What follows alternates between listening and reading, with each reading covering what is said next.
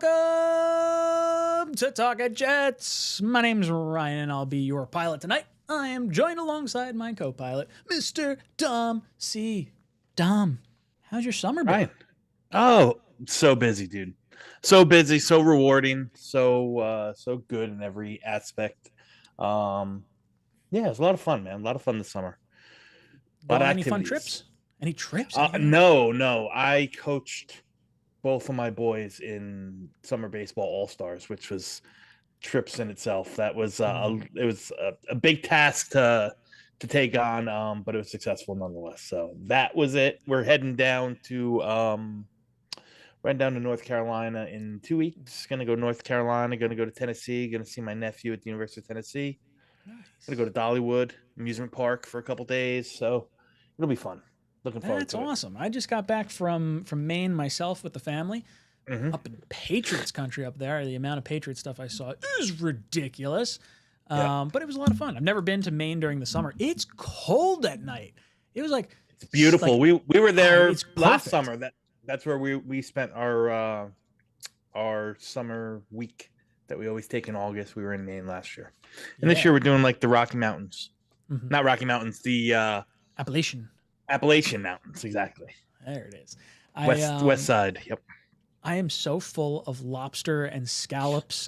I ate like a goddamn king up in Maine. We got a house. It was literally like maybe half a mile to like the beach, and I parked my car on Saturday, and I did not move my car until the following Saturday. It was just Wow. restaurants and beach, and it was awesome. It was very, very fun.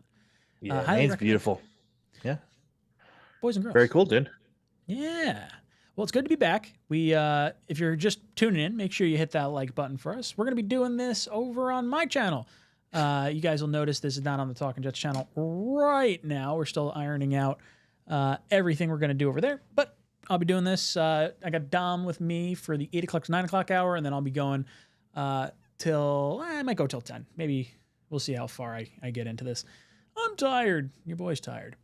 But we got to talk about the Jets depth chart that came out. I see Zachary Burner in the chat talking about the Jets cruise. I have not dropped that news yet on a stream, but I saw Jake tagged us all in a thing for the cruise, so that should be a lot of fun. Get into that. If you guys have not seen this yet, we are doing our group buy to the Jets Steelers game, week 1. Dom's going to be there. Jeremy's going to be there. O'Leary, myself, Green Bean. We're going to be hanging out with Tailgate Joe before the game. He's got his Mexican menu, little Tex-Mex action, tacos and carne asada and all that good stuff. You get food, drinks at the tailgate. You get your game ticket, and you get to go on field after the game. What's crazy is the tickets in our section are going for like $285 for just the game ticket. And we're selling our ticket for $299, which is the game ticket and the on-field and the tailgate all together. Wow. So if you're thinking about going to the home opener, don't be a dummy. Don't go through Ticketmaster. Save yourself a bunch of fees. Come through us and hang out with us. Be a real good time to see you. So I'm looking forward to it, Dom. Now, this is the first time I think you and I have talked on stream since Rodgers was officially a Steeler. So what are your thoughts on week 1 and that whole thing? I think that the NFL didn't do us any favors. There's probably no matchup that I was least looking forward to have week 1 than Pittsburgh, just because of the whole, like, all right, fine, and take the Rodgers aspect out of it, but Pittsburgh's a good team. They got a good defense. They always play us tough. You know, we lost to them last year. And then you add that Rodgers narrative. I'm so done with it. Last year just put this horrible taste in my mouth. I don't want anything Aaron Rodgers related whatsoever. And here we are, week 1. Get to step right into it. So, what's your gut feeling right now before discussing anything else? You think the Jets have a good shot at winning this game? You think we can get after Rodgers, or you think it's just a tough matchup? do I think we have a good shot of winning? No. Do I think we have a shot? Sure. I think right now, I'd say we have a shot. You know, I don't know if I'd bet on the Jets. If I'm being honest, I don't know if I'd bet on the Jets. I would bet we're going to be pretty. I shouldn't say heavy underdogs, but I would bet it's 5 points probably. That would be my guess. Yeah, it's gonna be better than that. It's gonna be more than that, dude. You think so? I think it'll be over a touchdown, sure. Even with the Jets at home, so that's like a 10 point is what they're kind of looking at then. Yeah, it's gonna be rough, and especially the way training camp's been rolling right now. Justin Fields not looking so hot. I believe he was 4 of 16 today, and the green white scrimmage is not very good either. Yeah, I know he wasn't very good Saturday. Now listen, it's still practice. Again, I'm the farthest person from a true like Justin Fields believer. I'm not at all. You know, I didn't like the move. I didn't want Rodgers, but I didn't like this move.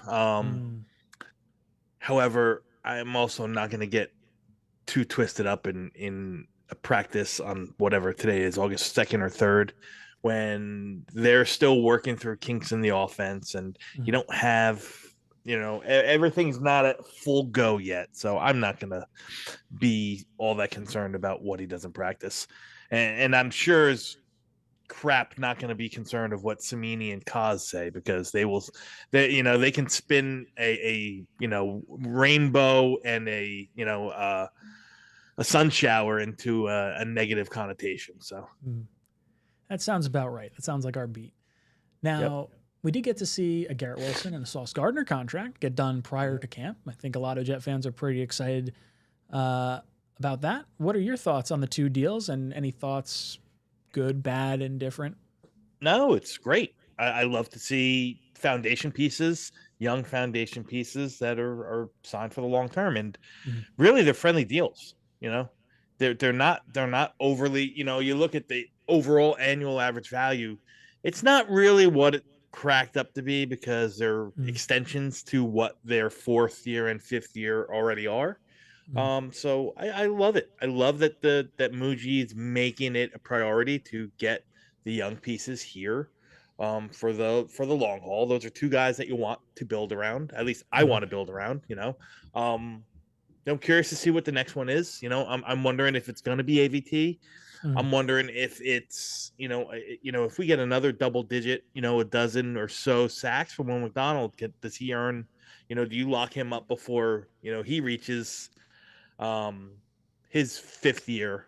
It's a good question. You know what I mean? I don't know. So I think one of those two will probably be the next one's done. And we go from there, man. Any thought on like John Simpson at all, or you think AVT is probably the priority on the O-line? No, I think it's going to be one or the other. I don't think you'll probably bring both back. Although, hey, maybe I'm wrong. John Simpson will be 31 next year. Maybe you can extend him for a year at, the 6 or 7 million that you're paying him now. AVT I think is going to be a little tougher, because if he comes through the season healthy, which we hope for as Jets fans, now you're probably talking about paying him towards the top of the market. And guards are easy getting $18-20 million a year now. So is a 28 soon to be 28-year-old AVT as of next year, is he worth $18 to $20 million a year? I don't know. Especially on the potentially 1 year healthy. Has he made it through a full season yet? Maybe 1 year. He's made it through 1 year. Yeah. No, he was injured a little bit his rookie year. I mean, nothing like season ending, but he missed games his rookie year. So that's gonna be interesting to see how it all plays out. We've got a little depth chart action. That's the main thing we wanted to kind of discuss and chop up with you guys today. Jets released their first official depth chart of the offseason. We'll start to see this kind of evolve over the next 4 weeks or so. We'll have our predictions out as we get a little bit closer to the end of training camp, as we start cutting people down. But first things first, I guess, Dom, anything that jumps out to you on the offensive side of the ball? We have obviously Justin Fields is QB1, Tyrod Taylor behind him, and then Adrian Martinez, Brady Cook. I think most people pretty much expected that. The wide receivers, Garrett Wilson, Allen Lazard, Josh Reynolds as the first 3, I think make a lot of sense. And then their backups being Malachi Corley, Xavier Gibson, and Tyler Johnson. Is there anything from either of those two position groups that jumps out to you at all? Or any thoughts about quarterback and wide receiver? I don't think Adrian Martinez is long for this team. He's a practice squad guy. Probably Brady Brady Cook as well. But if they wanted to keep a third, if you had to choose between one, I think Cook has been outplaying Adrian Martinez. In all the practices that I've been at, Martinez has just it's not good at football. You know, nice guy, I'm sure, not good at football. Yeah, I like Brady Cook. Yeah, and as for the wide receivers, you know, Arius Smith is going to be on the team. You know what I mean? He's probably going to play a bigger part than we think. So I think the question is Lazard going to be on this roster? You know, or is he? You know, does he find a way? Do the Jets find a way to ship him off to Pittsburgh to pair up with his buddy again? I don't know. So that's the and right now I probably lean that he will be on the roster. So the question is that does Malachi Corley, do you keep 7 receivers? And if so, is Malachi Corley your 7th receiver? Xavier Gipson being hurt is not helping him any. I think that we've all given up on the idea that he's the be-all, end-all answer to kick returns and punt returns. It doesn't, like in last year's offense, he really didn't offer much on the offensive side as a slot receiver. So especially now with Engstrom using Garrett a lot more in the slot, which I kind of like. And then if Malachi Corley's on this team at all, he is a slot-specific wide receiver. I mean, if I have to choose between Xavier Gipson and Malachi Corley, I'm going with Corley just solely based on the the draft pedigree. Hopefully you can find something out of a guy you drafted 65th overall. And if not, this team and if not this regime can move on from him next year. So yeah, that's what I take from there. There's no solid wide receiver 2 on the roster. And I don't think there's going to be. And frankly, with Fields back there in the offense, and I'm expecting to see Engstrom develop, I don't necessarily think it's all that necessary.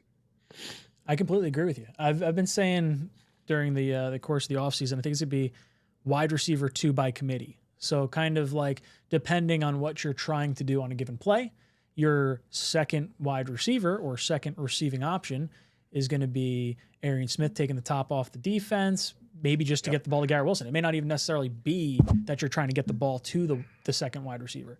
It could be Lazard on a running play because he's better at blocking. Same could be said for Josh Reynolds as well.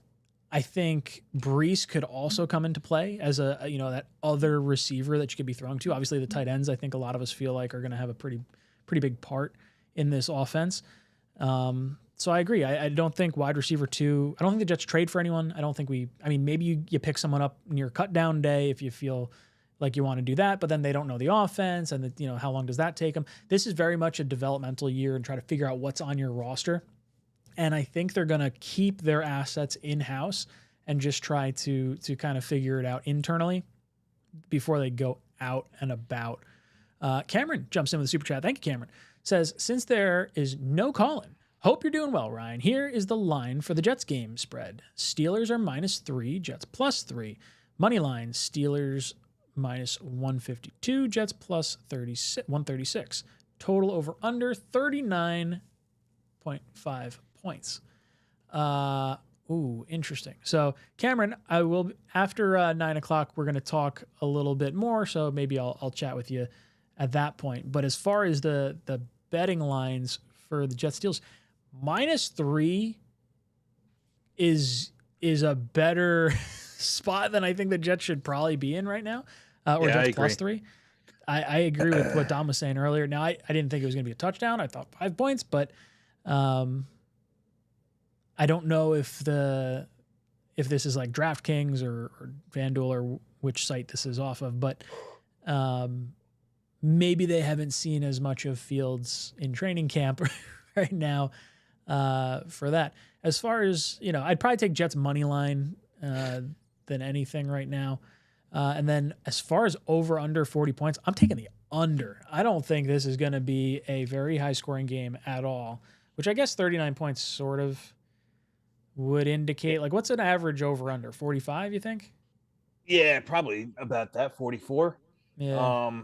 39.5 is kind of low. Mhm. I would always bet. Not that I'm a big sports better or gambler, but if I'm going to bet, I'm going to bet the over because I cannot, hope to see no scoring. You know what I mean? So Come you're on, betting with your run the ball hopes. and turn it over. That's right. You know. Yeah, you're betting with your hopes, not your head. No, I understand that.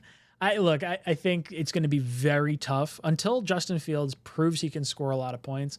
I'm just going to assume he's not, and I've got a lot of faith in our defense, so I don't think it's going to be very high scoring from the Steelers side of things either. So it's fascinating to see. Yeah, it's funny because I think everyone, the focus is going to be on Justin Fields and Garrett Wilson and and Aaron Rodgers. I think the most important person in this game is Tanner Engstrom because we're going to really get to see how he can scheme open guys against a very good defense, against a defense that's going to be coming at him, right? How he can scheme open guys to really play to Justin Fields' strengths. I think you're gonna see a lot. Obviously, that Jets want to run the ball. They might see it. They might find it difficult. So you're gonna have to ask Fields to get outside the pocket sometimes and use the play action, stuff like that. I think you're gonna see Engstrom, cutting the field in half and making the reads very easy for Justin Fields. And to do so, if you're going to do that, you really have to be, a scheme technician to really devise guys to get open in half a field. You're not going to be able, you might have 4 guys running routes, but only 2 of them are going to be options before you dump off or throw the ball away. I think they're going to have to walk before they can run. And so it could get a little ugly, which is why I'm hoping that we see a lot of Justin Fields in the preseason. And when I say a lot, I don't mean like, I want him to get the reps. I don't want it to be like the Robert Saleh. Nah, no one has to play. You guys are good. Yeah, or the Sanchez going in later in the game to try and win the Snoopy Bowl. Yeah, let him sit, let all our starters, or at least like the ones you kind of want to see a little bit more of, play against the other team's starters, the other team's maybe second string, and then just let it sort of go from there. As soon as the backups come in, just pull them and move on. But thank you, Cameron. Much appreciated. I agree. Tanner Engstrom going to be a focal point for the Jets, especially like throughout the course of the season after seeing Hackett and then LaFleur and Gase. Like, how does this offense really change? Cuddy says, I heard rumors of Ruckert in the fullback role as well. I love the idea of using him as that like H-back and having him either throw a block, because I don't love the idea of like just having a fullback on the roster. I'd like some guy that could be a little bit more positional diverse, and Ruckert trying to sort of find a home here, because this is sort of his, I don't want to say his last hurrah, because like maybe he could hang around as a backup or whatever. It is his last hurrah. Let's call it what it is. He's got to really live up to the draft status and find a role on this team. So, Dom, any thoughts on him potentially playing that fullback role? I don't know if I like it all that much. And the main reason I don't like it all that much is because I don't know if, outside of Ruckert, we have a true inline tight end. Now, I know we drafted Mason Taylor. Mason Taylor's fine. Mason Taylor's got some limitations, especially as a rookie. He'll have some limitations, and that's going to be the head-on blocking stuff where he just does not excel. So I don't know how much of a factor Mason Taylor's going to be in the run game unless he's used as that H-back, that move tight end where he can come down the line and kick out and stuff like that. But so I think Ruckert is really by default, he's the de facto, inline, tight end. And that would leave Mason Taylor to play more of the wing back or the that move tight end position, that flex tight end position, more of the receiving threat, even though he can do it from in line as well. I don't know if he's as strong. Well, I know he's not as strong of a on blocker as Jeremy Ruckert is, and I don't think Jeremy Ruckert's very great at it either. Now, do you think there's any thought to Stone Smart getting a little bit more action with the tight ends. I haven't been at training camp yet. I'll be there on the 12th with you. Very excited for that, for the Jets-Giants joint practice. But what are your thoughts on Stone Smart? I know there were some positive things in his limited action with the Chargers. Harbaugh disciple, also with Tanner Engstrand having 2 stints under John Harbaugh at different stops. Is there any maybe connection or things we can sort of draw conclusions from for Stone Smart? Zachary Burner, thank you. I hope that's better. Yeah, listen, Stone Smart's gonna, he's a 220-pound, converted quarterback, into tight end. But he did flash at times last year. He did put on some weight.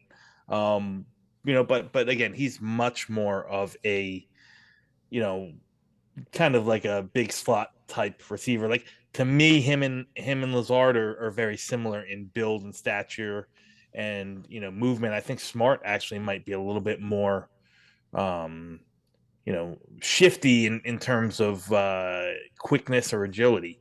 So I think you're going to see some Stone Smart. I think he's going to be more of a red zone threat. I think, I don't know if you're going to see him line up in 12 personnel in line.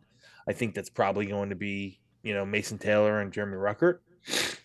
And, they're going to sprinkle in some packages for Stone Smart and kind of, that's where we're going to see what Engstrand's made of, right? That's to get a guy like that on a mismatch. That's what you're going to need to do with Stone Smart. Now, as far as the offensive line goes, same offensive line returns from last year, plus Armand Membu. So Olu, Simpson, Tippmann, Rucker, AVT, and Membu across the line from left to right. Behind them, they have Max Mitchell, Cole Laveo, Josh Myers, Lavau, Xavier Newman, Okafor at right tackle, and Carter Warren, third string and left tackle.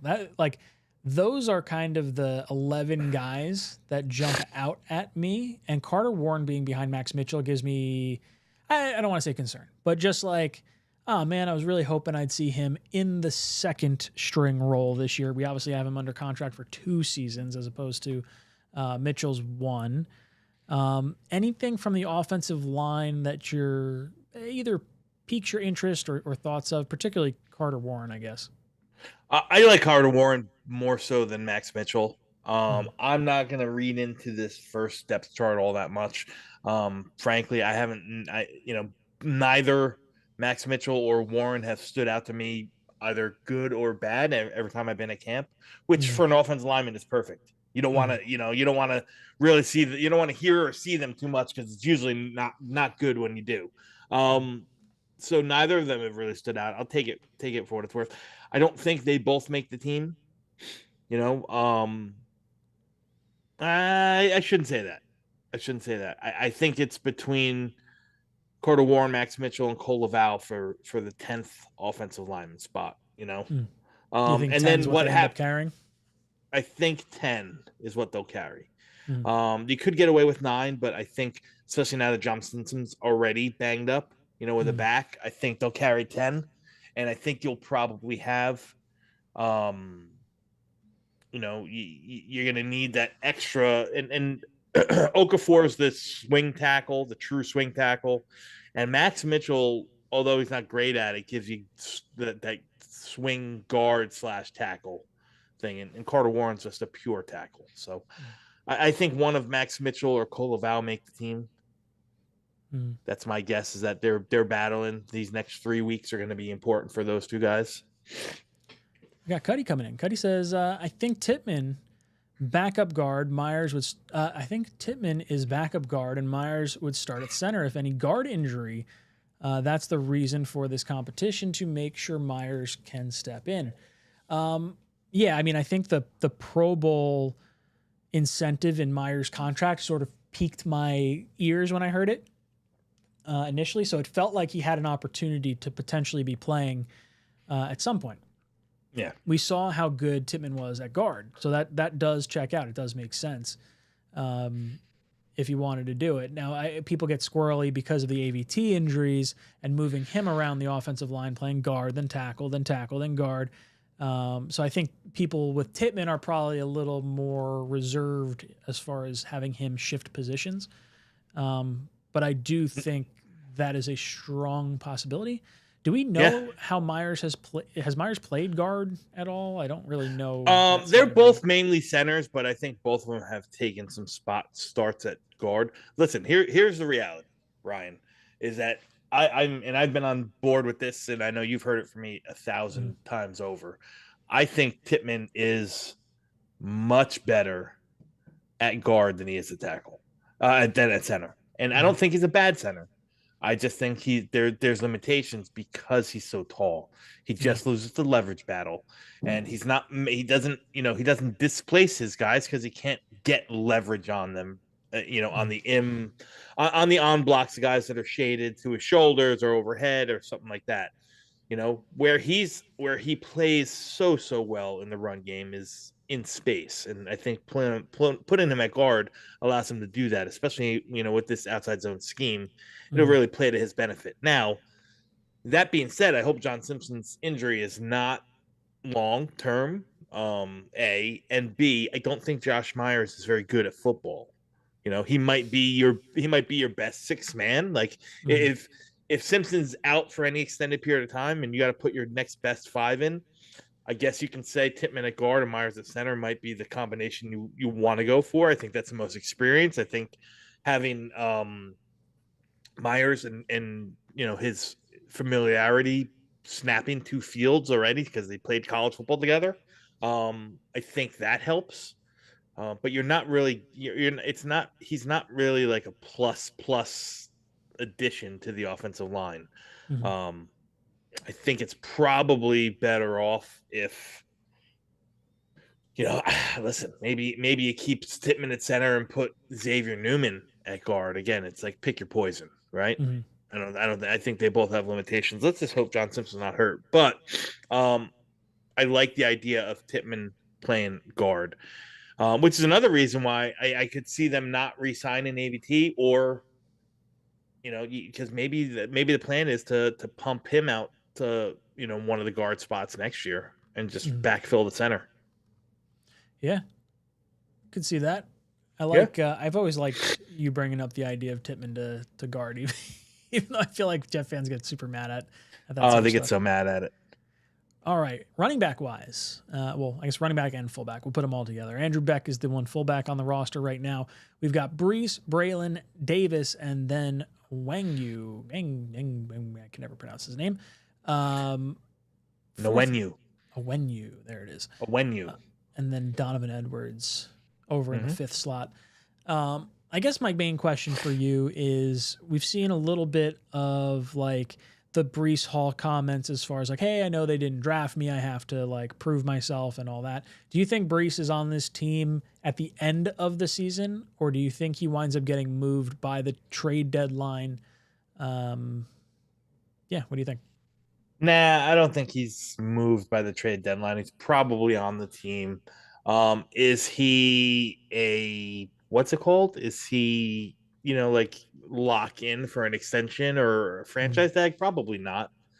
No, if Glenn brings some principles down from, or the offense brings some principles down from what they had in Detroit, it's a two-man it's a multi-man show, so I just don't see them paying big time money for a running back.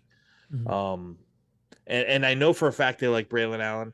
I know for a fact they like Isaiah Davis, and both of those guys I think can play. And I think if you bring, if again, it's tough for me to say because Brees Hall is like my favorite Jet on the team. I really like him. I really like him, and I expect him to be really good. Another year removed from the knee injury, put into an offense where I think better suits his skill set. Where he can affect the game, as a receiver and as a runner. But I just don't think he's long for the team. I could see them moving forward with Allen and Davis and either backfilling it with a vet or drafting somebody else. which kind of stinks because that last year was this past season was the year to go get a running back because there was a gazillion of them and we drafted none. Now, with Breece, do you think we're just going to let him walk at the end of the season? Like, could you see a tag and trade scenario? Like, to me, if you're not going to at least slap him with the franchise tag with the intention of either trading him or trying to work out an extension or having him play on the franchise tag, whatever, under no circumstances do I want Breece Hall walking off this team for what might be a compensation pick in 2027. Like, that would drive me up a damn wall. Like, if we let him get to the end of the season, what do you think they let him walk, or do you think there's a tag and trade scenario? I have no idea. I guess it really depends on how this season goes. If he shows that he can play, and he shows he can be what we really think he can be, what he's shown glimpses and flashes of him, then yes, probably some sort of tag and trade, or maybe it's just the tag and you keep him for one more year and make a decision afterwards. But if he struggles, if it's anything, if his season resembles anything like it did last year, like you could see him walk. That's wild to me, because didn't he have? I think last year he still had 1,500 yards. Like, I mean, it was a down season, but like cumulatively, 900 rushing yards, right? I think it was 900 rushing yards and like 500 or 600 receiving yards, if I'm not mistaken. Unless that was 2 years ago. Maybe I got my years mixed up. But I think it was like definitely plus 1,300 yards across both metrics last year. Yeah. Listen, I love Breece Hall. I hope he works out, and I hope they figure out a way to keep him on this team with this young core. I just don't see, like, you're going to have to make some decisions. Everyone's not going to be able to get paid, right? And if it comes down to it, listen, as I said, Breece is my favorite, probably my favorite New York Jet. Him or Jermaine Johnson right now are my favorite New York Jets, right? And if it comes down to signing one of those guys, I'll probably sign Jermaine. And if it comes down to signing Breece or Will McDonald, I'll definitely sign Will McDonald. And if it comes down to signing Breece or AVT, I might sign Breece because I think I think that guard spot or center spot, if you move Tippmann over, is a little bit easier to fill. So that's a tough one, just because I don't know if the guard is worth $18 to $20 million. Whereas Breece, what's Breece going to get on an open market? What's the franchise tag? Let's see. 11 or 12? Let's see. Wait a second. Let's see. The franchise tag. And I'll look up these contracts while you're doing that. Oh, they haven't switched it yet. Let's see. The franchise tag per over the cap for Breece would be $14 million. 14.1 to be exact. 14.1. Hang on, I'm looking at running back contracts right now. So top running backs would be obviously Saquon. Yep. Christian McCaffrey at 19, Derrick Henry at 15, Jonathan Taylor at 14. So Breece would then fall right in that 1 year. Yeah, just above Taylor at 14.1. So he's above Alvin Kamara, Josh Jacobs, Aaron Jones, which I don't think is wrong. Like, I think that's probably about where he belongs. Like, I'd probably say on a long-term deal, if you can get him signed for like between 10 and 12 million, that's probably the sweet spot for Breece. Now, if you're going above that, then you're probably thinking franchise tag and then let him play out a year. Yeah. Yeah. I guess, listen, if you can get him somewhere around that, that $10 million a year, $9 to $10 million a year, I'd give him 3 years at that. I'd give him 3 for 30. Yeah. He's just one of those guys that just is so dynamic, and to remove a player, like you saw how we tried to go after Gibbs in that draft. We took Will McDonald, and they just wanted home run threats. And I think Detroit was thinking something relatively similar when they took Jameson Williams, and they had Gibbs, and they have all these like guys that could just get 1, 2, 3 touches over the course of a series or whatever. And any one of those could go for a touchdown at any minute. He just has to make a guy miss. And Breece is one of those guys. Like, I don't feel like Like I like Allen, I like Davis. I think they're both good running backs. They both might get higher yards per carry potentially this upcoming year, but Brees just has something special to him. Yeah, I don't think either of them have like a running back one or like RB1 or 3 down potential. Even though I know that's not what Glenn wants to do, I don't think either Braylon Allen or Isaiah Davis have that. Brees does. Whether or not he, reaches that pinnacle again, that's yet to be determined. But there's not many real workhorses left out there, man. Right? You got Barkley, you got McCaffrey, you got Henry, Taylor, Josh Jacobs, and maybe Ashton Genty will become that. After that, I think you're seeing a lot more splits after that. Do the Titans have a second back, or is that still just Pollard? It's Tony Pollard and who's the kid that they signed from Tulane a couple years ago? Tajay Spears. Pittsburgh's got Jalen Warren, and they just drafted the kid out of Iowa. San Diego or the Chargers, LA Chargers have Najee and Omarion Hampton. Arizona's Texans have Mixon and Chubb. Arizona's got James Conner. I guess he's the de facto 3 down back, but he's not very good, and he's pushing 30 years old.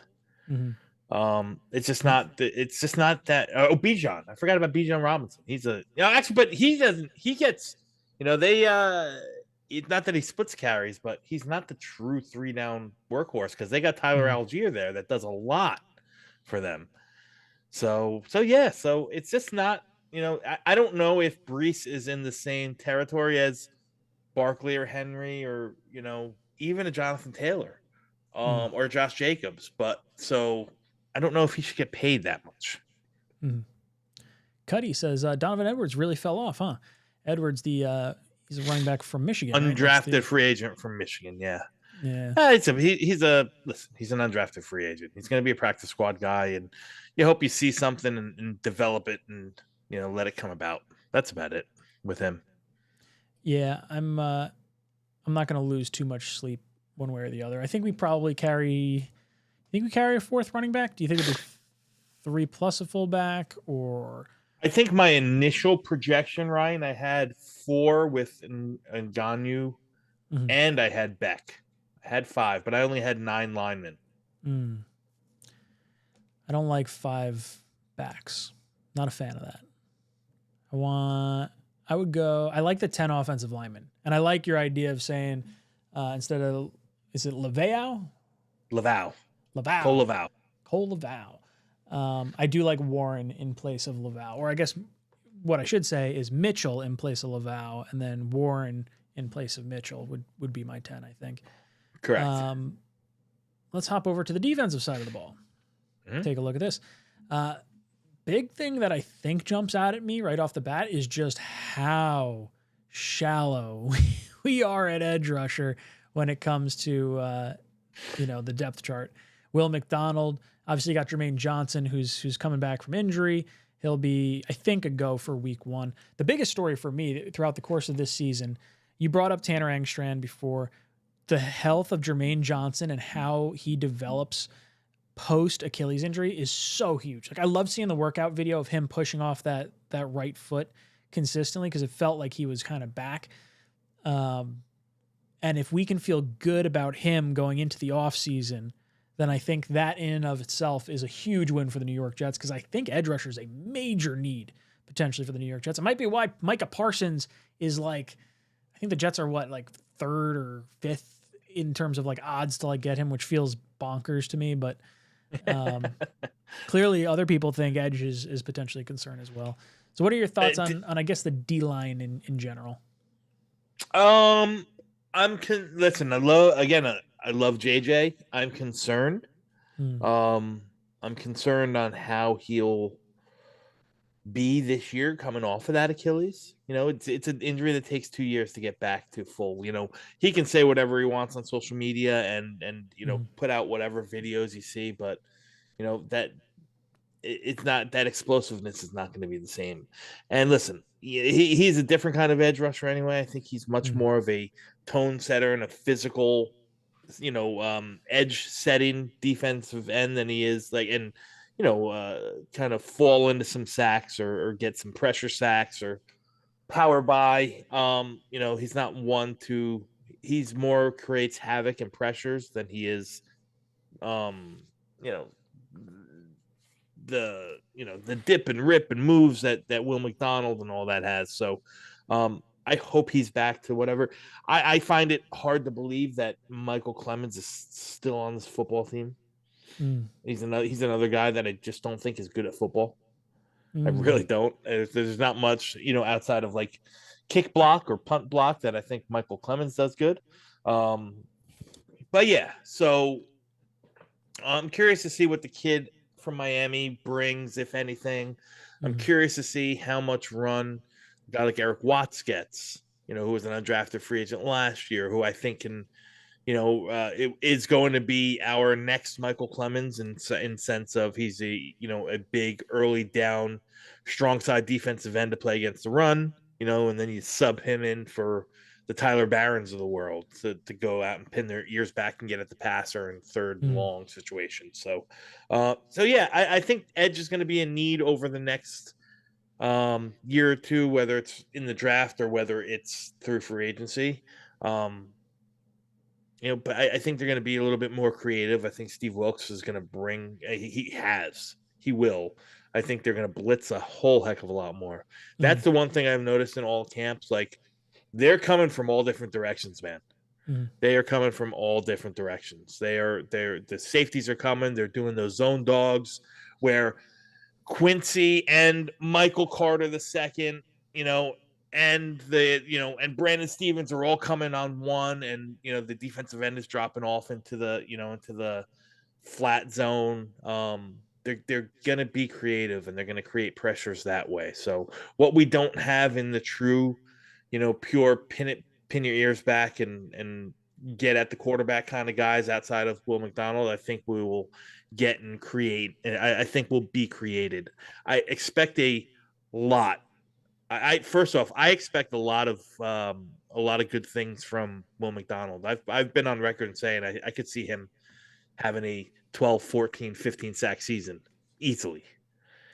He looks like he's poised to really break out. I was a little underwhelmed. Like, even though he had the 10 or 11 sacks last year, there were a few sacks that felt a little fluky, but you could tell the technique was really starting to be honed in. And the third year for edge rushers is really where a lot of guys start to pop off. So if Will McDonald can get to that 12 to 15 sack range, I think we're going to be feeling really nice. And I think you're right that he could be the next in line to get paid early. To take advantage of. But you add in 12 to 15 sacks from McDonald, plus another half dozen from Quincy, who is going to be used. Like, Aaron Glenn and Steve Wilkes are going to love Quincy Williams, and I think this defense is going to be, kind of made for him to just fly around and cause havoc. I like that a lot. I like that role for him a lot. I don't see it a lot for Sherwood, but Sherwood's going to be asked to kind of, kind of stay home and play middle linebacker where they can use Quincy all over the place. Now, what are your thoughts on the linebacker position? I sort of, in my head, I was thinking we're going to run a lot of 2 linebacker sets with Quincy and Sherwood. They list 3 out here with McCrary Ball as the other linebacker, and then behind them, Jamin Davis, Maui Goa, and Barnes. Barnes feels like he's probably not going to make this team. Is that sort of your feeling? Yeah, I would guess that's the feeling. Like, he's had trouble staying on the field, which is a bad thing, especially when you're a 5th or 6th round pick from a previous regime and you can't stay on the field. You can't stay on the practice field. Nonetheless, they've already moved his position. They've already placed him from middle linebacker over to Will. So they obviously don't see him as a middle linebacker, whereas Saleh did. And yeah, so now now he got an uphill battle. Is he better than Mayanoa is going to make the team. He's the backup Mike. Is he better than Jamin Davis or Marcelino McCrary Ball? Well, Marcelino McCrary-Ball plays on all the specials, so I think he's the linebacker there. He's linebacker. He's in the linebacker class, that makes the 53 regardless. Mm-hmm. You know, so do you keep one more? Is it and that would be very, very peculiar to keep 6 linebackers. But if you did, I guess it's between Jamin Davis and oh my God, what Zaire Barnes. And Jamin Davis has experience playing on the edge and coming off, and being more of a rush linebacker. So I think he would get the edge. And it's a shame. I like Zaire Barnes, but I just don't see the spot for him. Didn't draft him, and haven't seen enough. Going to be someone to keep an eye on. Both, the whole linebacker crew outside of Quincy and Sherwood, I think, for the preseason. Nickelback, you got Michael Carter II, Jordan Clark. I don't think there's any real surprise there with Carter getting his deal last year.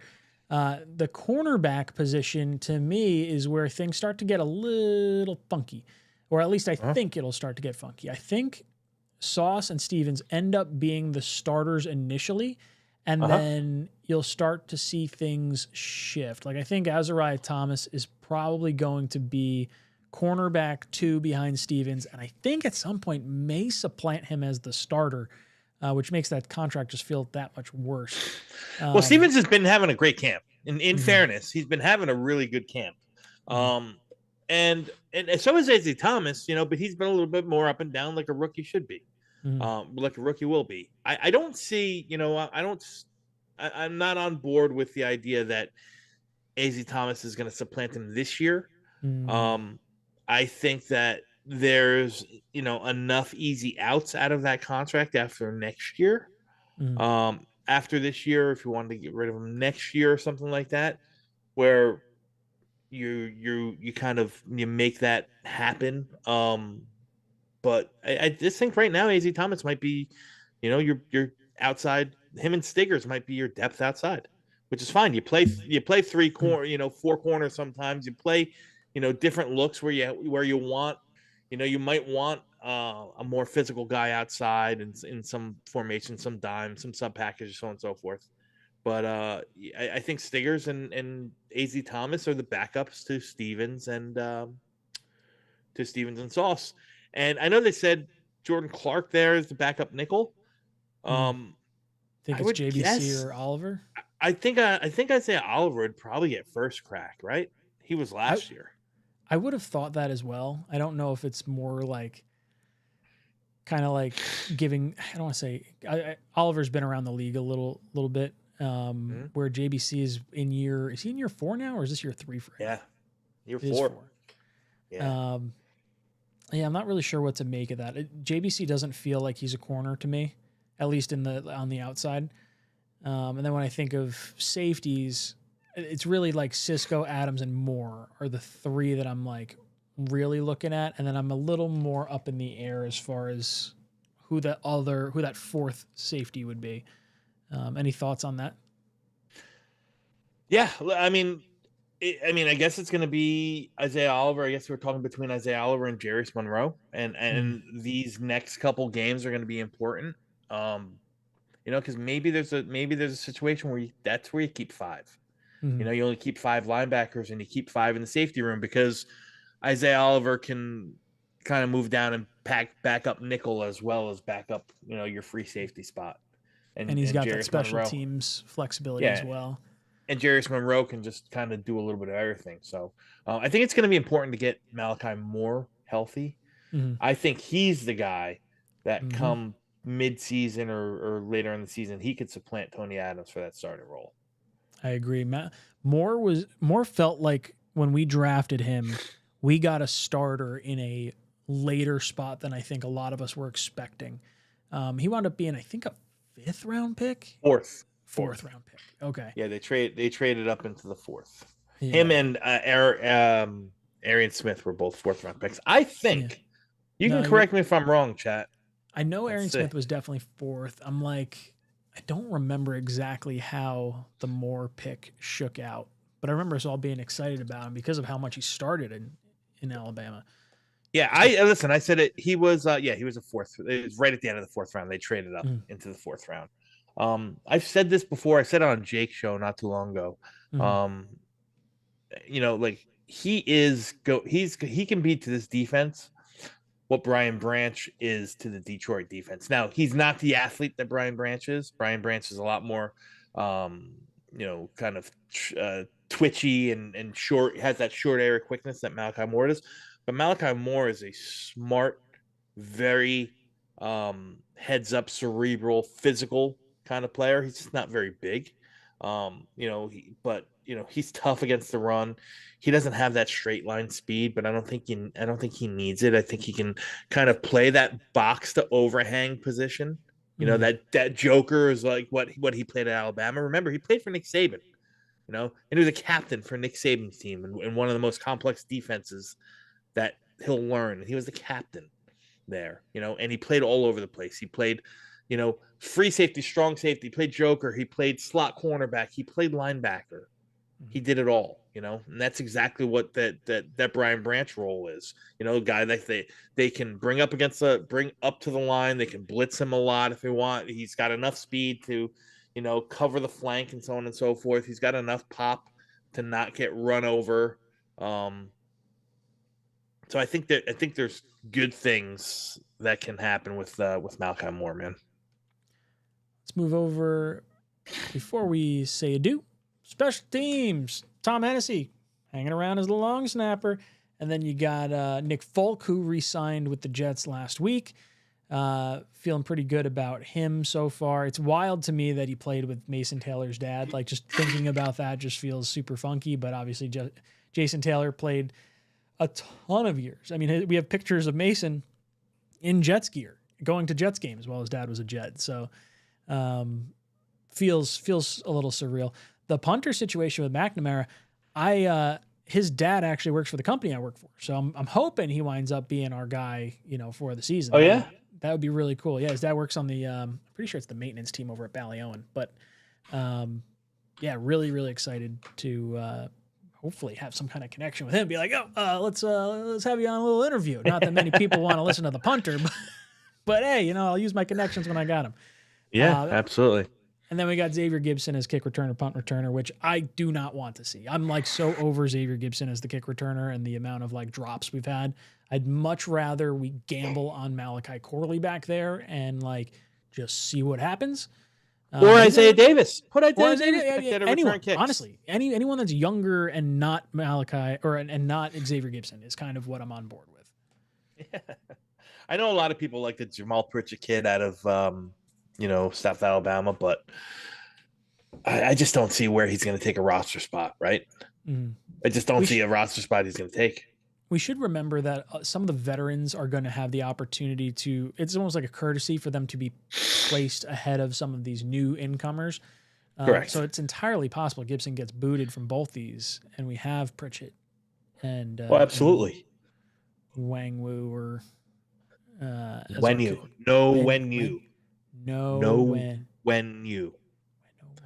And it sounds phonetically NOWHENYOU. Know when you. Man, I want to get that right consistently, but the N as a first letter of a last name with a consonant next to it throws me for a loop every time. I can never get it. I don't know. Yeah. Well, any closing thoughts as far as the roster's concerned or what we've seen out of training camp so far? No, looking forward to Saturday. Looking forward to seeing some of these younger guys, get some run. I hope Malachi Moore is healthy enough to play. I want to see the Tyler Barons and the Mayogas of the world play. The AZ Thomases, like all these guys that we, spent so much time talking about leading up to the draft and now drafted. And let's see what happens. You know what I mean? Let's hope nobody gets hurt, and let's see what some of these young guys can do. I love it. Dom, what you got going on for anyone out there? Nothing much right now. Just really started. Like I said, I had a really busy summer, and frankly, I kind of disconnected from all of this stuff that we do on the daily. I needed to, man. Not for any other reason, that other things just took priority, man. So I'm just getting back in. I've started writing up some scouting reports, getting into my 26 draft class stuff. And that's it right now. That's it. I love it. Well, Yeah. we'll be talking a little bit of ball next week, boys and Yes, girls. sir. I'm going to hang on. I'll probably be on till about 10 o'clock. I'll talk to you guys in the comment section. But I want to say thank you to Dom, and I will see you next week. Go on, guys. Thank you. Boom! Chicken! Eject him! He's out of there. Where's my main screen? I'm trying to figure this out. All in one shot. Here we go. Boom! Daddy's back. Love having Dom on. Could talk to Dom for days. For days. All right. Let's talk a little ball with the chat. See what you guys are up to. I got to work on my screens over here. Let's see if did I set this up? I don't know if I set this one up. Nope, still got the 2-person on. Give me 1 second. And we'll do this. If you guys don't know, Group Buy Jets Steelers, $2.99 get you game ticket, food and drink at Tailgate Joe's Tailgate, and on-field access after the game. Very, very excited for this. If you guys don't know, the tickets in our section are currently going for $280 just for the game ticket, $285 to be exact. That's before like Ticketmaster fees and all that other crap. So for $2.99, you're getting yourself a pretty good deal with the tailgate included, the on-field access. So if you want to help support the show and the channel, get your tickets down in the description down below. And if you can't make the game and you want to hang out with us the day before, we're doing a Talkin' Jets weekend. So obviously we got our week 1 ticket Group Buy, but we also have the 𝐍𝑠ara Music Festival live show and hangout, which we are super pumped on down in Keansburg, New Jersey. The 𝐍𝑠ara Music Festival is going to have food trucks, bands. We got a giant show that's going to be down there with us as well. And we're just going to be hanging out on the beach, just talking some ball and just sort of hanging out. We're it's a little bit more laid back, but you can go to one, you could go to the other. If you want to go over to talkinjets.com, you could get the, either one of those tickets, or you can get the whole weekend experience if you want to hang out with us for the full weekend. But it's going to be a lot of fun. Another thing, I don't have a graphic for yet because I saw the email prior to coming on here. But we're going to be doing a Jets fan cruise, which we are really, really excited about. Jake Asman, myself, Richie, Matt O'Leary, and Green Bean are the 5 content guys that will be on board the ship. And then we also have Bilal Powell, Leon Washington, Jericho Cotchery, Sean Ellis, Kevin Mawai, Chris Ivory, and Marty Lyons. I think we're getting some more in there as well. And then Fireman Ed is going to be with us as well. So it's going to be a really good time. Was it 5 days? I think it's 5 days. 5 days or 6 days? I think it's 6 days, 5 nights, I think is how it works out to be. 5 nights. And we're going to be going down to Bermuda. So maybe if we're lucky, we're going to get lost in that triangle we've heard so much about. And then we just, won't have to cry about our Jets all the time. we can all get lost at sea. But man, I'm looking forward to it. Should be a good time. I got links to both in the description down below. If you're interested in doing that. The cruise is going to be May 30th to June 4th of 2026. So it's, after the schedule release and everything, going to get away, do a little rest and relaxation. Link in the description down below. Let's see. Going through some of the, I scrolled up a little bit in the live chat, so I'll work my way down from here. Talking about the running backs, Rico says, Alvin Kamara has never had 1,000 yards rushing in a season. I don't think any Saints fan would complain about his production. I think that is what Brees is. Yes. Yes, Rico. This is exactly the type of comment that I completely agree with, because I don't care if Brees Hall has 1,000 yards ever on the ground. If he has 1,500 yards every single year or 1,300 yards every single year, yardage counts the same no matter whether it's a rushing yard or a receiving yard. You're getting that much closer to the first down, that much closer to the end zone. I don't care. Get me yardage. And Brees Hall can be that kind of guy. So I'm in complete agreement with you. Harlan says, no one can tell how good any unit is until the season starts. Yeah, because everyone's got their foot off the gas. I shouldn't say they have their foot off the gas, but at least in training camp, you could see a little bit of like flashes from individual players, I think, and their individual matchups. And then as the season really gets going, honestly, probably week 3 or 4 is when you start really feeling comfortable with your units and seeing what they're going to be. Edutane says, boys, this team will be bacon. If we got the right chef at coach, there's no way to fuck it up. It's just different kinds of delicious. Yeah, it's hard to screw up bacon. Bacon's so good all the time. Like even if you burn bacon, it's just like tasty burnt. There's nothing bad about bacon almost any way you do it. Let's see. Pat saying Edwards got hurt, the running back from Michigan, and was never the same. That's probably why the undrafted stuff all happened. Are the Jets actually going to win football games this year, says Curly. Man, I hope so. Our over-under is 5.5 wins. I took us at 6 wins. I do not think it's going to be a very good season. I know that's probably shitty to say as a Jets content guy, but hey, I'm going to tell you like it is. I think 6 wins and a top 10 pick is sort of where we're aiming. I'm going to be hoping for a win every single week. So we'll see how it plays out. Remember that time we traded John Franklin Myers for a half-eaten donut? Yeah, it sucked. That was miserable. Zachary reminded us that we are going to blitz instead of just having our 4 down linemen. I do love that after years of not seeing it.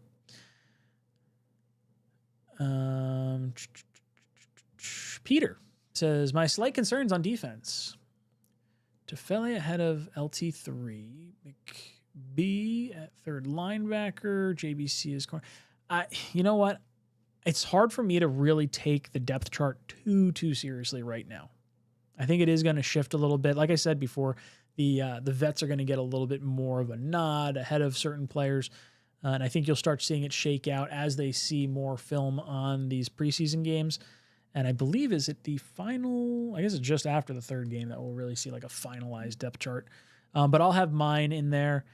I'll show you guys what I predict is going to happen. I'm going to do that after this week's game. I'll start my depth chart prediction and then I'll, adjust it based on the weeks after that. Harlan says, I did smash the like button. Do my job here. Thank you, dude. It's greatly appreciated. Anytime you guys hit that like button, if you enjoy the content. If you don't enjoy the content, then I get it. Whatever. I got to earn it. Curly says, remember, folks, be positive is just a blood type. I've never heard that. That's pretty good. I heard Quincy is back from his back to his all-pro form. I would love that. I'm a big Quincy fan. I think he's probably going to walk at the end of the season, but man, I'm a huge fan of him.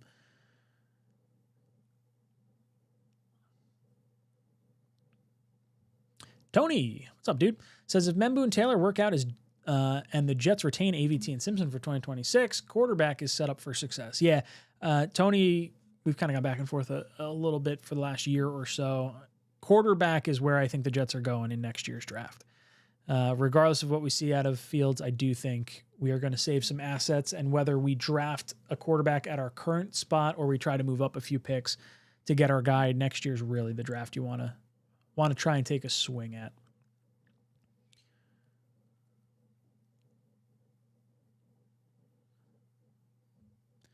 Banks, we finally have ball hawking safeties with range and ball skills who can make plays. It feels like it's been forever since we've had a safety that could really do some stuff. Like we were happy with Ashton Davis making some plays.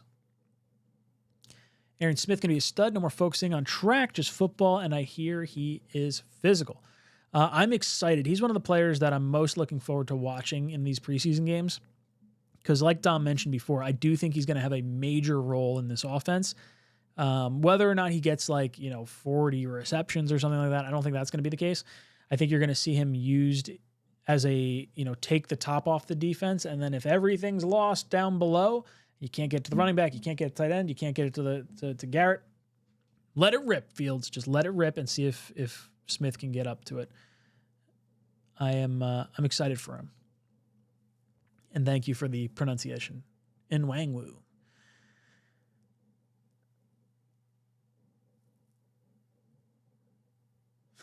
Sean asking what's up with Dom's A's hat. I believe it's his son or sons. One of them.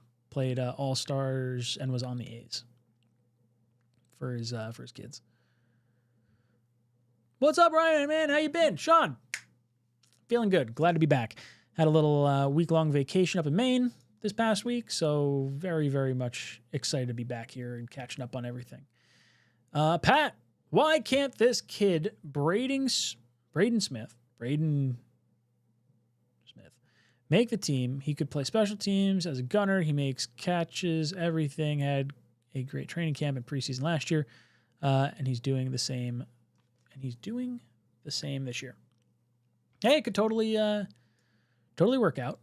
You just got to see what happens in the preseason games and how training camp works out. In years past, I've gone to like every public training camp, and I've really had a good insight into how I felt about players and where I thought things were going to go. I haven't been at the practices this year because I've just been busy with work, but I'll be at the one on the 12th versus the Giants. I'll try to get some filming from there if I can. But yeah, look, we'll see how it all plays out. Jets worldwide, wide. Where are the seats? We are in section 3. Is it 315? Do I have my? I don't even know if I have my thing right on that. I should probably. Let's see. TalkingJets.com. I think I put it on there. Oh, I don't have the section there. I think it's 315. I'm pretty sure that's where we're at. If you want to shoot me a message on the side, I'll take a look afterwards and see exactly where we are. But I think it's 315. We're on like we have a view of like the 40-yard line. It's like 30, 40-yard line or so. Same spots we've been in the last few years. But yeah, tickets for the group buy are literally like $285 in that same section. And we're doing ours all in for $299. So if you want to come hang out, that's how you do it. Talking about the Jets cruise, says Sean. Yeah, check it out. There's a link in the description down below if you want to have some fun with it. If you're looking to either go on a cruise or hang out and trying to figure out what your vacation is going to be for 2026, that's going to be a hell of a party and a hell of a time. We're going to be doing live shows. We've got like meet and greet type things. Obviously, the Jets players will be there, Fireman Ed. Just having a really good time. And it's super family focused too. So like it's not going to be like a booze cruise where you're like, say on at Carnival or whatever cheaper sort of cruise you could go on and just get hammered. But it's definitely geared more towards like families with the fun environment as well. So we're pumped on it. We'll talk a little bit more tomorrow, myself, Matt, and Green Bean, about all this stuff. Aaron Smith is better than we thought. He was drafted when we Then Aaron Smith is better than we thought he was when we drafted him. Is this coaching? I mean, maybe. I think some of it is just talent evaluation and figuring that stuff out. When we drafted him at the time, we were saying like, damn, that is a big overreach. Like, I think it was Connor Rogers had him as an undrafted free agent as far as his rankings went. And a lot of people had him like in like the 6th or 7th round or just undrafted in general. But he has such a specific skill set that you wanted to identify. And I can't think of the other receiver that's name is escaping me at this current moment, but was taken just prior to us. And I think the Jets felt like more so than a pass catcher, we wanted to identify a skill set that was just different from what we had. And Smith, with the speed he has, is going to play that Jameson Williams type role and burn people. So I'm really excited for him. And that was sort of the rationale I had for them going as high as they did. They wanted to make sure they didn't lose him. If they want to take him in the 5th round, the 6th round or something like that, but he winds up going a few picks in front of him, like they'd probably be more pissed off that happened than the difference in whatever player you got between the Arian Smith selection in the 4th round and where he could have gone. So I'm all right. I like this. Peter saying hot takes. Jam Davis gets 5+ sacks. Laveo gets 53 over Xavier Newman. And Tufele, I'm pronouncing that right, man. Names are throwing me tonight. Gets cut despite being ahead of LT3. I don't know how much those are hot takes. Newman not making the team might be maybe sort of a hot take. Max asking, is it going to be a call-in show? Not tonight. I'm not doing it. I might go till 10. It may not. We'll see. Premium Sports. Love how none of y'all believe in Fields. I believe in Fields. I'm excited. I should say this. My expectations are going to be set very low because of how the last 2 years have played out. I am very excited for Fields. Fields was the quarterback I wanted more than any quarterback this past offseason. I would say even more than Rodgers. It's not that I was over the Rodgers experience probably halfway through last year. I was not real happy with how everything was going, but I thought he was, the best quarterback that you could have coming into 2026. But it just made sense to rip the Band-Aid off. And Fields, because of the timing of everything, I would like us to potentially target a quarterback in 2026, but the benefit for me with Fields is he's young enough to be the guy that turned it around. He's young enough to have a Geno Smith type rebound, or I don't want to say a Baker Mayfield type rebound, but sort of a Baker Mayfield type rebound, or Sam Darnold type rebound, something along those lines. And the Jets are never the beneficiary of that. So having Garrett here, I think signing Fields sort of helped facilitate the Garrett Wilson contract. I think it gives guys hope that you are bringing in a guy that your top dogs are already, familiar with and excited about. I am just tempering my expectations. I want the Jets to start winning before I start saying like, oh, this is what I think is going to happen, and this is what I think is going to happen, and then they're going to do this. And, I just don't want to feel hurt the way I did the last 2 years. So my expectation is the Jets get 6 wins. I could see that be more. I mean, heck, if Fields pops off and this team is, back to a top 5 defense and the offensive line is top 5 or top 10 in the NFL, this team could really do something, do some damage, especially on the ground. Regardless of what we're seeing out of training camp and the incompletions or whatever, I'm not going to read too far into that just yet. But I do think points are going to be a little bit tougher for this team. We're going to be defense primarily first and foremost. Alan, what's up, Alan? I was not on the Talking Jets show this past week. I was on vacation, obviously. But Alan won our tickets to Bayzara, so I'm really excited. Cannot wait for week 1. Hope for good weather and good kicking. Unlike last year, looking forward to Bayzara 2. Week 1 is my must-win game this year. Fields is going to be an exciting watch. Yeah, look, at the very least, I want to be entertained. I have said this since the end of last year. I am on team entertain me. Wins, I could really care less about. I want them to try and win every game they can. I do not want to see losses. I do not want to see tanking for draft picks. I want to see them win as many games as possible. And if they want to go for the quarterback after the season because they've deemed Fields is not the guy, or they want to hedge their bets on Fields, trade the picks to go up and get the guy you want. That's what I would have liked to. That's what I would like to see. Bayzara, Alan, I'm so excited you're gonna be hanging out with us. It's gonna be a whole lot of fun, and hopefully we get to see a win this year, or at least even a touchdown. For this week 1 game. I agree. It's the Steelers game week 1 more than any other game this season. I don't care about the other 16 games the way I care about this week 1 matchup. I don't want to lose to Rodgers because it's just, I don't watch a whole lot of sports shows and news anymore because I feel like it's all slanted against us. But I do not feel like dealing with Aaron Rodgers beat the Jets, they're so downtrodden, and this, that, and the other thing. No, I want to put Aaron Rodgers in a fucking body bag. I want JJ to go blitzing out the side, or Quincy to come around the corner and just fucking knock his teeth out. That's what I want. Dentures spit out on the field. Make him not want to get up. He wants to retire on the field. That's what I'm hoping for. No injuries. Just a few missing teeth. JD says, I'll give Fields a shot. If the O-line doesn't suck, I think he could surprise some people. I really hope so. This is the best O-line he's had, I think, in his NFL career. And he's got a team that believes in him. So we'll see how it goes. Matthias, Ryan, I agree. Quarterback next year, no matter what. Yep. The worst thing that could happen is Fields plays well enough that they're oh, we're buying in full bore, and then it's just not the level of play you want to see, and then you've missed on the quarterback class this year, and you're just in a weird middling part of next year. That would That would upset me. What position group concerns me the most besides wide receiver or defensive line? What position group concerns me the most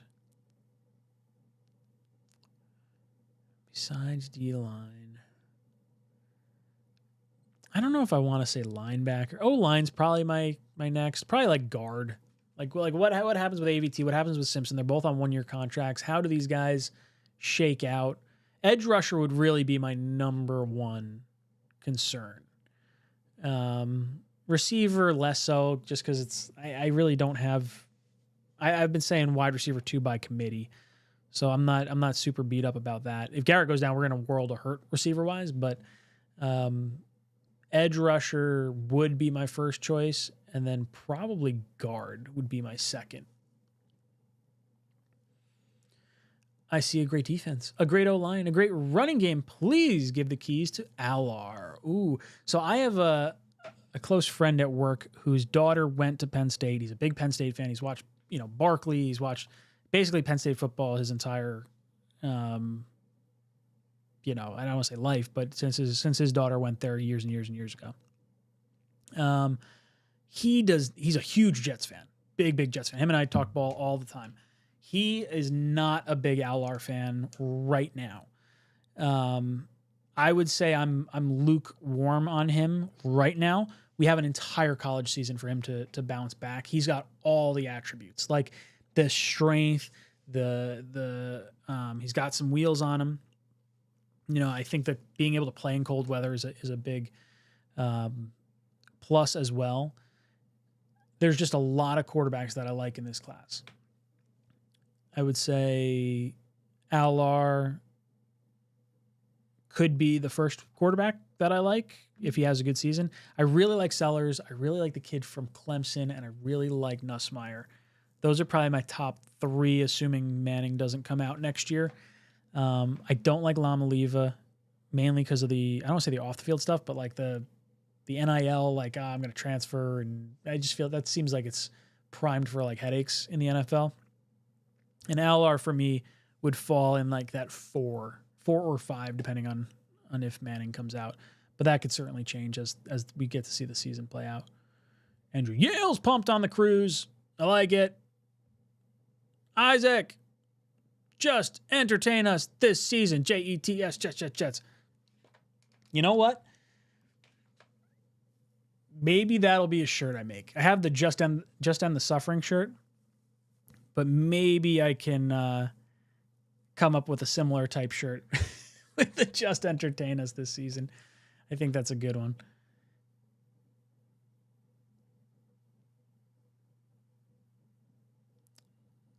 Duncan says, new staff, new playbook. Let it bake in for a few weeks before we just hit the panic button. Yeah, I agree. Can't lose your shit right off the bat. Game 1 is going to set the tone for us the entire season, to be honest. I mean, the nice thing is Rodgers kind of starts off slow, and the Jets are going to be slightly overlooked. Like, I don't know how much... I don't think Rodgers has the same disdain for the Jets the way I think he did for the Packers.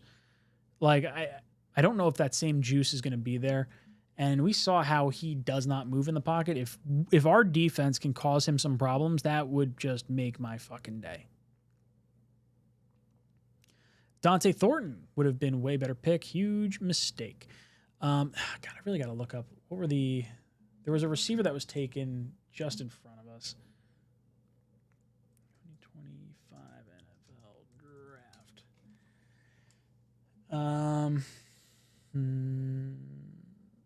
Arian Smith was taken in the 4th. So let's see. Yeah, Thornton was taken by the Raiders. That was the guy we were hoping would make it to us. That would have been really nice. I'm a big fan of what the Raiders got brewing right now. Kyle Williams went ahead of us to New England. That's right. Where did he end up going? He went just in front of us in the 3rd round, I think, didn't he? Or was it 2nd round? Hold on, let me find it.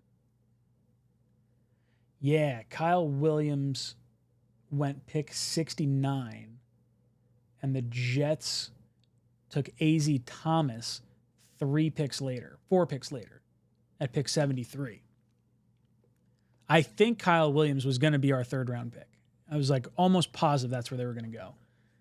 And then, I guess they could have, instead of A.Z. Thomas, taken like Thornton there. But I think A.Z. Thomas was clearly the best player on the board at that point.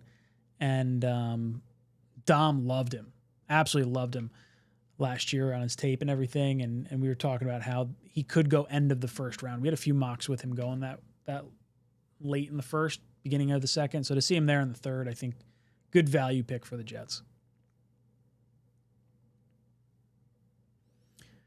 We need to take quarterback 1st round, not year. I hope we don't pass on one of them, even if Fields has a good year.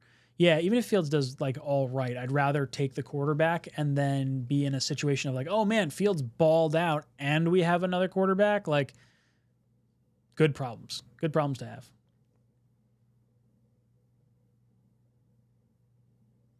𝐿R stinks. 𝐿R has everything just raw. Arizona State, LSU, and Clemson quarterbacks are the best 3. Who's the Arizona State quarterback? Let's see if Tankathon has rankings pulled up yet. Nussmeier, Sellers, Klubnik. Oh, Sam Leavitt.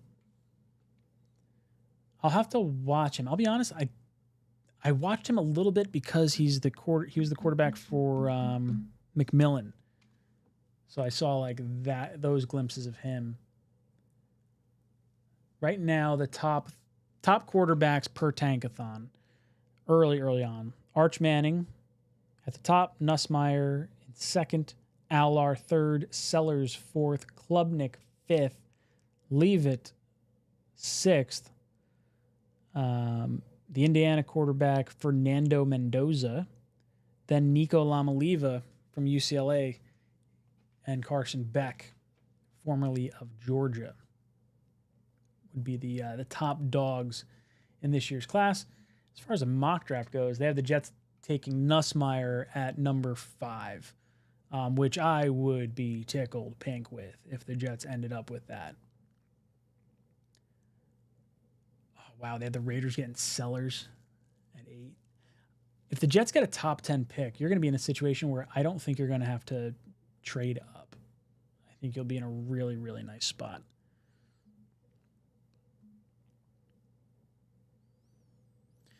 I'm on the same wave, though, Ryan. My expectations are so low that I cannot be disappointed. That's the way to do it. Under-expect, over-deliver. You guys will be pleasantly surprised by our rookie wide receiver. He's going to be good. I'm excited. Alan, I love the tackling early in camp. Feels like an advantage early in the season when most teams are shaking off rust. Yeah, when you're expected to make a Super Bowl, I feel like it's all right to take a little bit of your foot off the gas, like in training camp, to make sure you are healthy for the season. Like that, I'm okay with, at least like your main guys. Like I wouldn't expect to see Josh Allen and like Lamar Jackson balling out too much in the preseason, like a series and be off.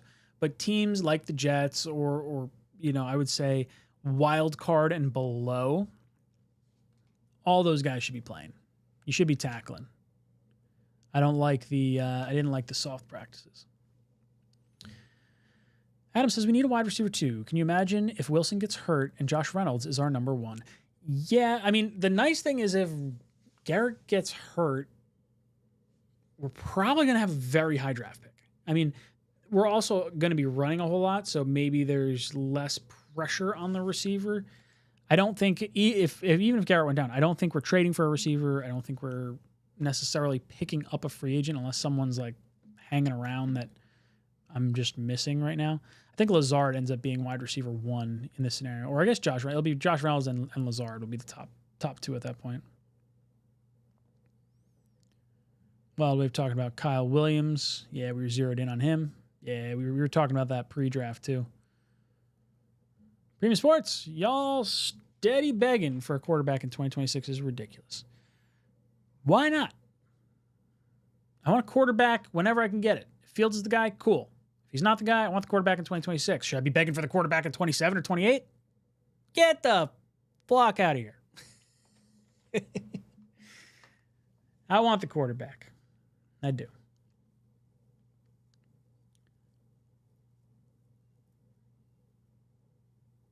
The Jets need to change their strategy in the draft. They worked out Kyle Williams every way possible in interviews. So New England knew we were interested. Yeah, I mean, we were talking about that. I think what we did was Dom runs his sheet that he does every year, and it shows all the visits that we've been able to confirm with the Jets, where we met them, the Shrine Bowl, the Senior Bowl, the this, the that. And Kyle Williams felt like it just fit so well. And to not try to make a move up to get him, if that was the guy you're really targeting on, is like kind of irritating. New England's always there to just steal our lunch money. I hate it. Absolutely hate it. Boys and girls, we're getting to, I'm getting tired. If I'm being honest, it's been a little bit. I'm getting to like the hour and a half mark in this stream. So if you have any questions, fire them in now, because in 4 minutes, call it 4 minutes, we'll make it an even hour and a half. I'm going to call it a night. Going to go shower and relax a little bit. I think the progression after Garrett Wilson is going to be Breece and Taylor. I completely agree, JD. Completely agree. I think the second wide receiver is purely about clearing space or helping out Garrett Wilson or Breece or Taylor, meaning Smith taking the top off the defense or Lazard cracking back a block. I think Breece and Taylor will get a lot of looks as receivers. Cameron, the Jets either get a good year out of Fields or a rookie next year. Can we call in? We'll do call-ins next week. I'm admittedly very tired at this point. Cheatster, really can't wait to watch Allen run this year. Hope we see him a little in the preseason.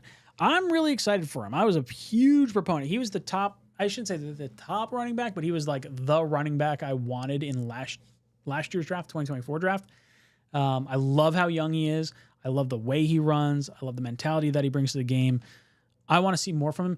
I was surprised he had such a low yards per carry last year, but he felt like he was better than the stats indicated.